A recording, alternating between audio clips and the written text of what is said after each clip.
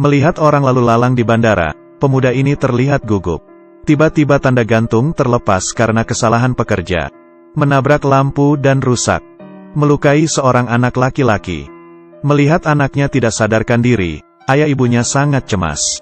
Saat ini, seorang dokter pesawat datang dan membantu. Mengambil kain bersih dan membalut lukanya. Tapi anak itu masih kesulitan bernapas. Seorang remaja yang berada di sela-sela tiba-tiba membuka mulutnya. Mengatakan bahwa dokter itu akan menyakitinya bukan menyelamatkannya. Dokter berkata dengan geram, "Ini adalah teknik dasar menyelamatkan seseorang. Apakah saya tidak tahu di mana letak arteri karotis?" Remaja tersebut mengatakan bahwa jika dia orang dewasa, maka itu tepat. Tapi arteri karotis anak itu masuk.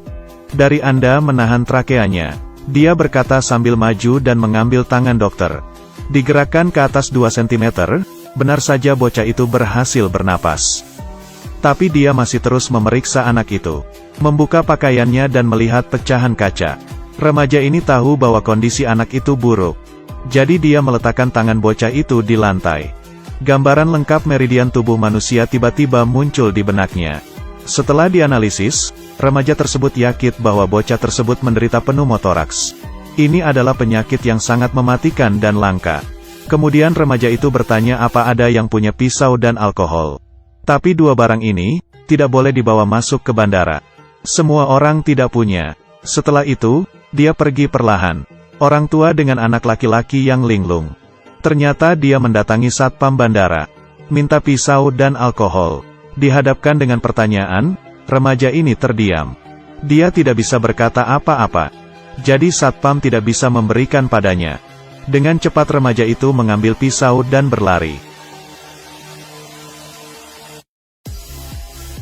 Kali ini, ibu anak laki-laki itu datang untuk menjelaskan dan membantunya.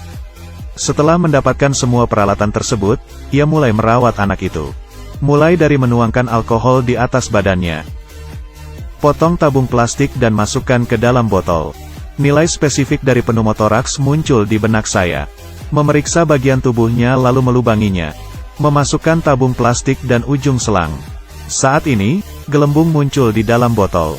Ternyata ini adalah prinsip katup satu arah. Untuk membantu anak ini mengeluarkan udara lebih dari paru-parunya. Setelah beberapa perawatan, bocah itu benar-benar mendapatkan kembali napas spontannya. Semua orang yang hadir bertepuk tangan atas penampilan luar biasa dari remaja tersebut. Anak ini yang tidak bisa berkomunikasi secara normal, sekarang telah menjadi pahlawan, menyelamatkan seorang anak. Seorang ahli bedah jenius dengan autisme.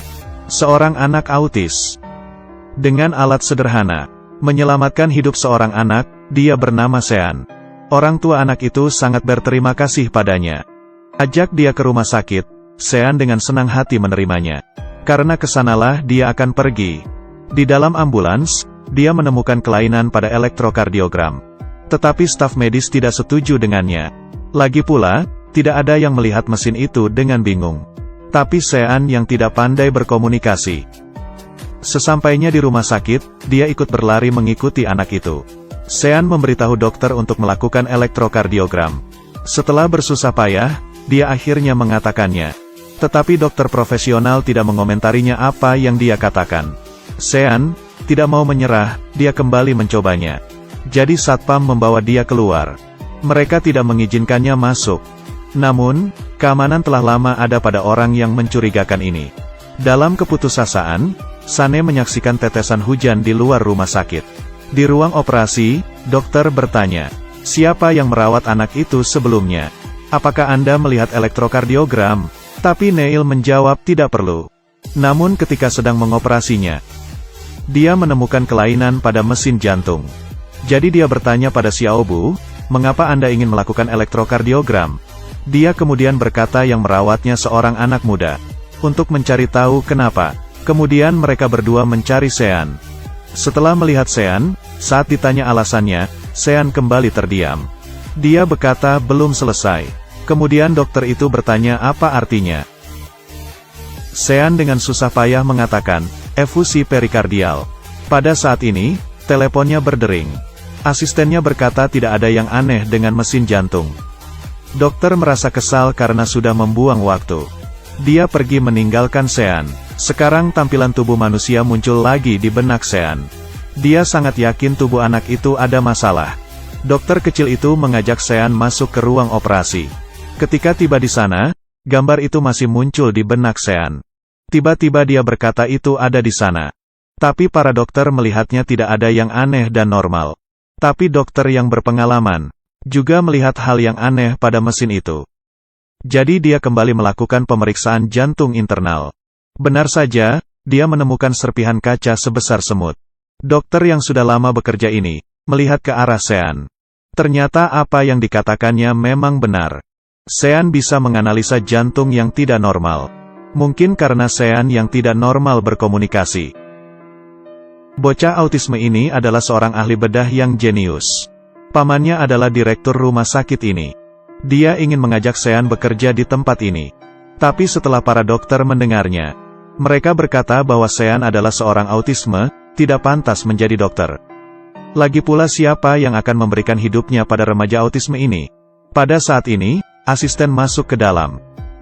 Ia berkata bahwa mereka harus membaca berita. Kemudian mereka mengeluarkan handphone dan membacanya. Di dalamnya ada video bagaimana Sean menyelamatkan anak itu. Dalam beberapa jam, jutaan orang menontonnya. Selama perawatan, mereka berkata bahwa Sean adalah salah satu dokter di RS ini. Dalam keadaan darurat, tidak tahu harus berbuat apa. Meskipun Sean membuat RS ini terkenal, tapi para dokter masih belum bisa menerimanya. Jika mereka tidak setuju, reputasi RS ini bisa menjadi buruk. Setelah mempertimbangkan, akhirnya mereka memutuskan untuk mengadakan acara untuknya. Sean dengan cemas berdiri. Menghadapi banyak orang, membuatnya tidak nyaman. Dia ingat masa lalunya. Sejak kecil, Sean dibully teman-temannya. Dikeluarkan dari sekolah karena autis. Di rumah dia juga dipukuli ayahnya. Tetapi dia punya seorang adik laki-laki. Adik ini yang selalu melindunginya ketika dibully. Dia melawan teman-temannya, membuat hatinya merasa aman dan hangat. Dia juga melindunginya dari ayahnya. Pada suatu hari, mereka bersembunyi. Karena tidak hati-hati dia terjatuh. Jika dia tahu medis pada saat itu, dia pasti bisa menyelamatkan nyawa adiknya. Maka sejak saat itu dia ingin menjadi dokter. Dia menyimpan pisau bedah yang diberikan adiknya. Karena adiknya berkata padanya, "Kamu sangat pandai, kamu bisa melakukan apapun. Aku bangga padamu, Sean." Episode pertama Good Doctor sudah berakhir. Dan cerita Sean baru saja dimulai.